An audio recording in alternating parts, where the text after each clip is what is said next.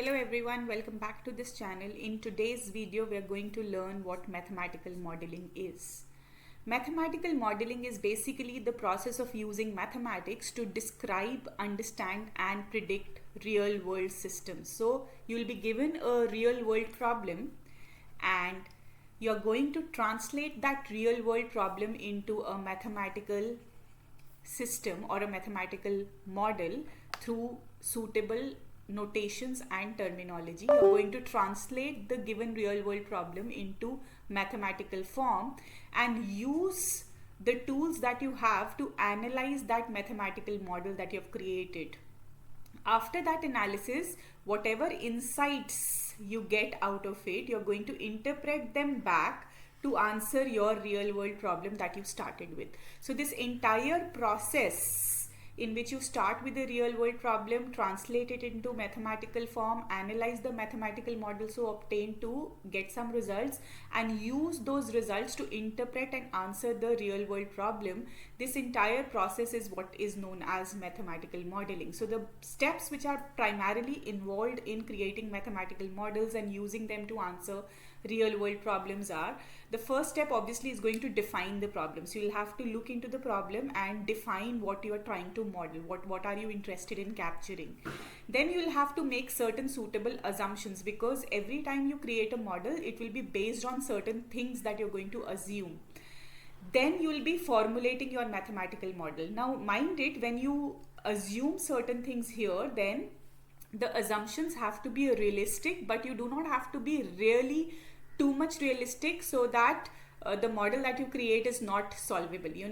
So it's basically a careful trade-off between what is solvable and what is realistic. So suppose you take very basic assumptions so that you get a very simple model, then and the results of that model are really far away from reality, then that model is going to be a useless model. And on the other hand, if you try to incorporate a lot of assumptions to make it a realistic model, but in the end you land up into a model which is not even solvable, then there's no use of such a model. So when you make the assumptions, you have to do a careful trade-off between what is realistic and what is solvable, and then you formulate your mathematical model. Now whatever model you create, you either solve it or simulate, because every time the model may not be really simplistic to get analytical solutions or numerical solutions. You can sometimes, what you can do is you can use some computer algebra system to see how the dynamics is of that model. All right, so how the populations are behaving or whatever you're trying to capture,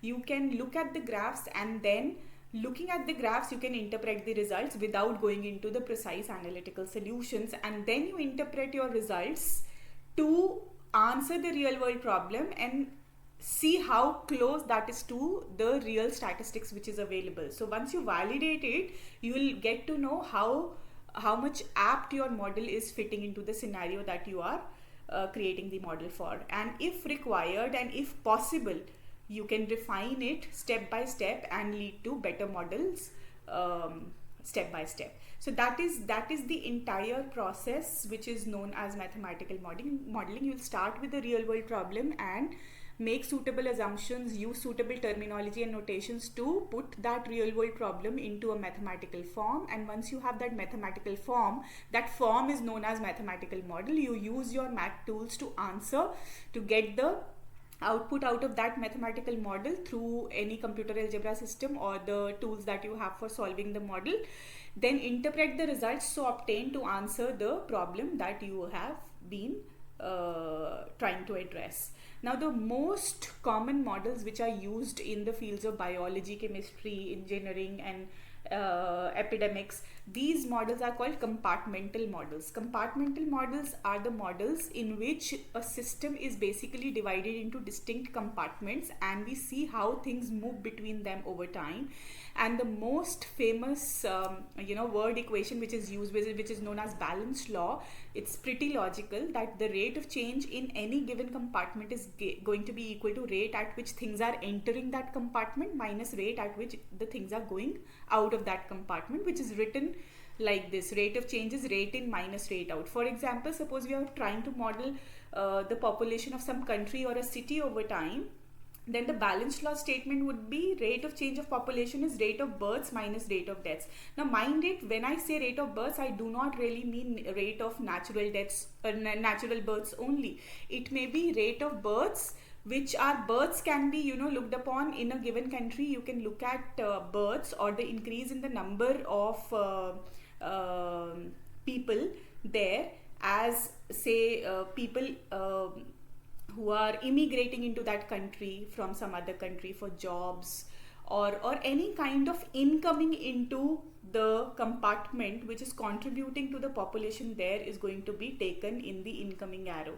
So the most common one obviously will be natural births, but apart from that there can be many other factors which affect the incoming to the compartment. Similarly, the outgoing arrow is to incorporate the rate of outgoing individuals, which obviously includes natural deaths, obvious, but there could be deaths due to some disease, there could be emigration happening, there could be deaths due to starvation, there could be fight for resources, and so on. So this setting, this picture which has the compartment showing what you are trying to capture in the middle, and on the incoming arrows you take all the contributors which are contributing positively to the compartment on the left side. So they are going into increasing the compartment size, and then on the outgoing arrow you take all the factors, whatever your assumptions are, you are going to take the factors based on your assumptions and what is significant in that particular setting. So taking all those outputs, the outgoing arrows are going to take the ones which are leading to a decrease in the compartment size, and the incoming arrows are going to contribute towards increase in whatever you have taken inside the compartment. So this simple picture which shows the compartment in the middle and outgoing and incoming arrows reflecting what is contributing to an increase or decrease in the compartment size on both the sides, that is what is known as a compartmental diagram picture or a compartmental diagram. Now there in reality there are several compartments functioning at the same time, but for models of a single population, because in an ecosystem we know, for example, predator-prey interaction is there. So there are two species interacting, they are not individually existing, they affect each other's population. Predator and prey have a role to play in each other's population size. So there will be interactions happening in an ecosystem. Generally, we have many interactions happening at the same time.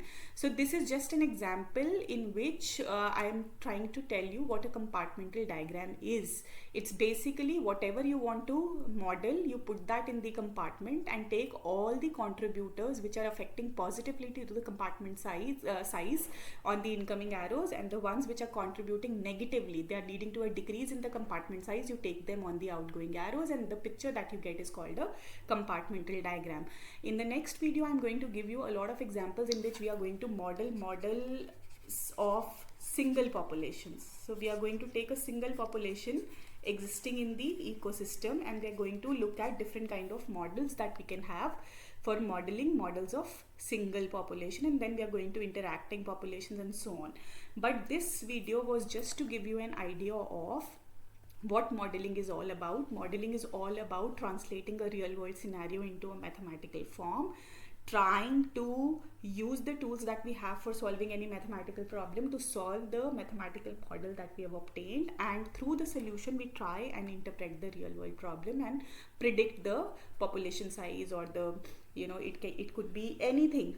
So it's basically, it could be capturing pollutant concentration or population dynamics, or maybe spread of a disease. So you understand the math behind it, use the analysis or results of that model to answer or predict the real world scenario with respect to the post problem. That is the entire crux of mathematical modeling. And we, to have a better grasp of the model, we generally make a compartmental diagram so that it's easier for us to visualize what are the factors contributing positively to the compartment and what are the factors contributing negatively to the compartment, so that we can use our balance law to create a very simple model and try and see whether that model is close to the dynamics which is available, the data which is already available for that model, the compartment. If the results are validated through the data which is available, we call it a suitable fit for the scenario. Otherwise, we try and refine the model after incorporating more assumptions based on what is available.